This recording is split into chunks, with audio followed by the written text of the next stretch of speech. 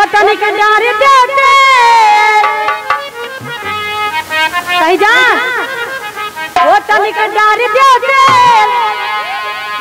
हमारी जान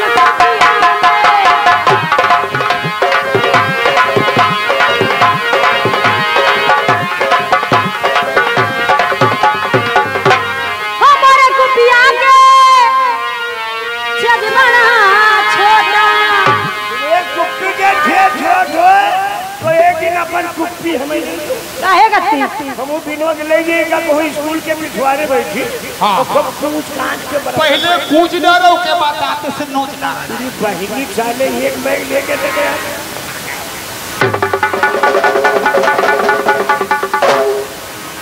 हमारे कुपिया के छेद बड़ा छोटा आए हो जाए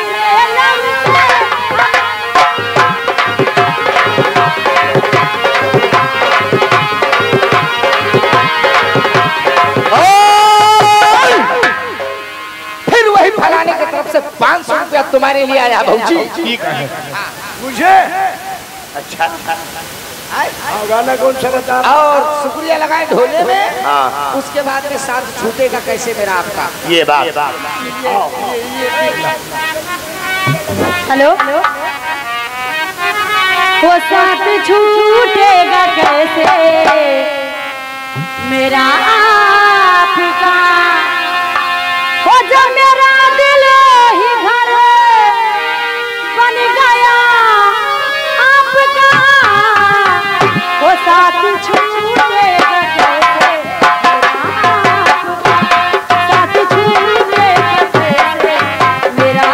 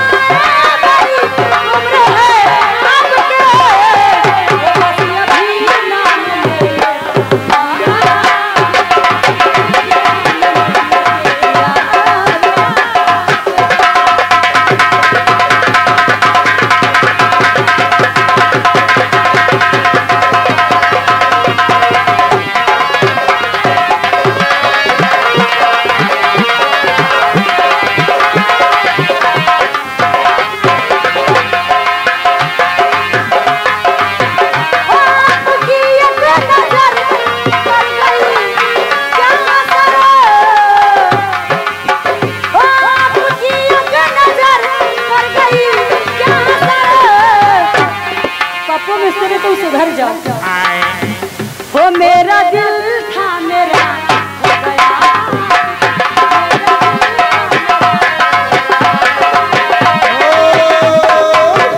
और ये फिर आ गए वही फलाने के तरफ से नीतू जी 500 रुपया आया और गाने की फरमाइश है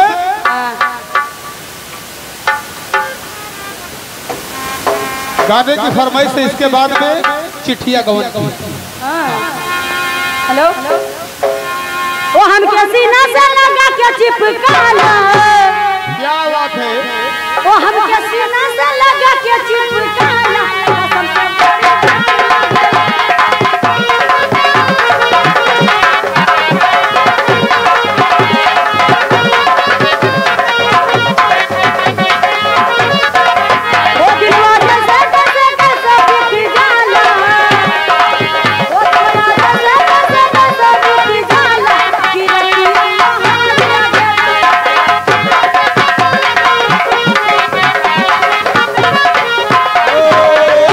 गजल की फरमाइश है दर्द पिन्हा को क्या करे कोई।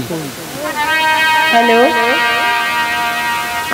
वो दर्द पिन्हा पे नहा दर्द पे नहा तो क्या करे कोई दर्द पे नहा तो क्या करे कोई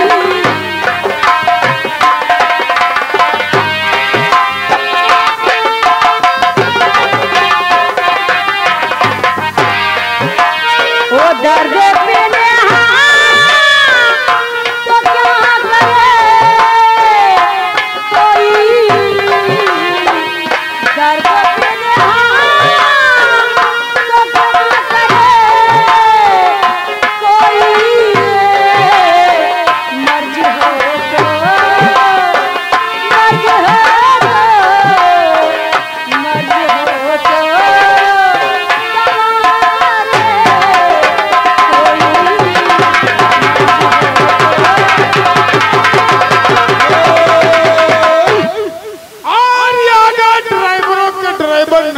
ड्राइवर भौजी ये तुम्हारे पुराने चाहने वाले हैं। हाँ, पुराने तो चाहिए। इनकी तरफ से 100 की नोट से 50 रुपया। पुराना आदमी हो पहले आवाज जात रहा है। हाँ पहचान तो हाँ। ये 50 रुपया तो बैग शुक्रिया दे 50 बैग गहरे के दीवाने रहा। हाँ गले है। हाँ हाँ वो आगे के लिए है। कुछ गले है कुछ नहीं खाली तुम हंस दो बैठ जाओ तुरंत वो उठ पड़ो चली जाओ। अरे छाया से हंसे कि ना कहे काहे सबको हंसे लगे कहना खाली बैठ के हंस दो वो उठ पर चली जाओ। अपने सिर से न कहा 50 आया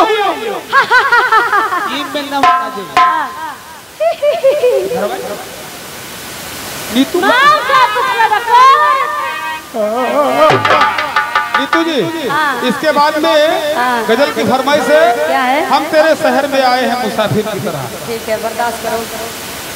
ओ तेरी गलियां न मुझसे तेरी गलियां न मुझसे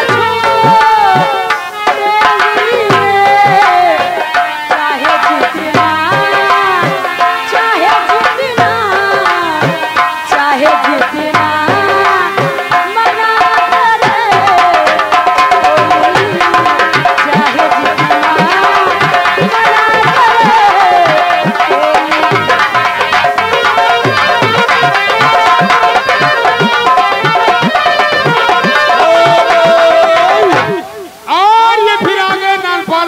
से 500 रुपए। नीतू जी ये जो बोला बोली है ये दोबारा फिर से बोलो। अच्छा वो तेरी गलियां न मुझसे छूटेंगी,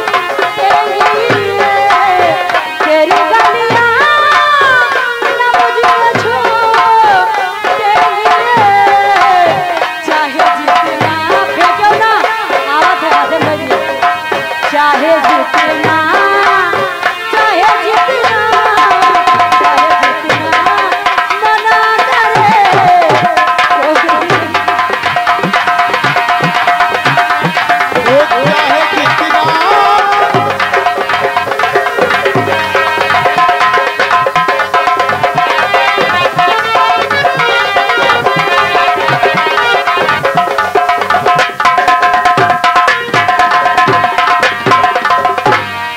मना करे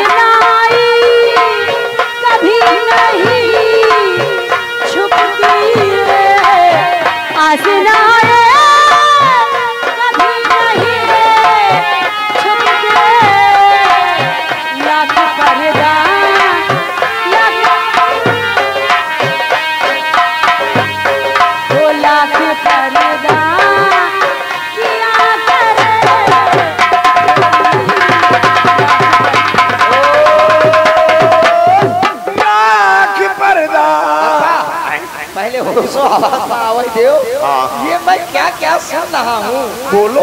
ये गुरगुट्टा के गुरगुट्टा के दूल्हे राजा के फूफा जी, अच्छा अच्छा उनके तरफ से 50 रुपया आया है आपके लिए। लाओ।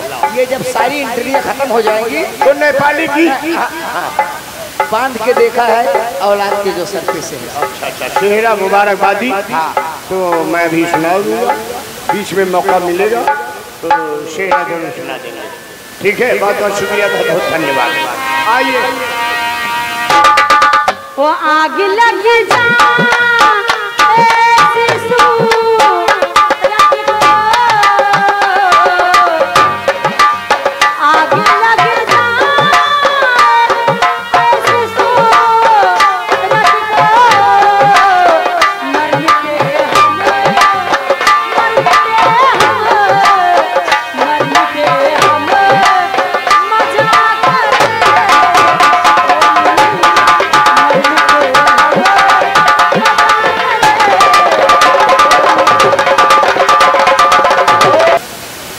वो आग लग जा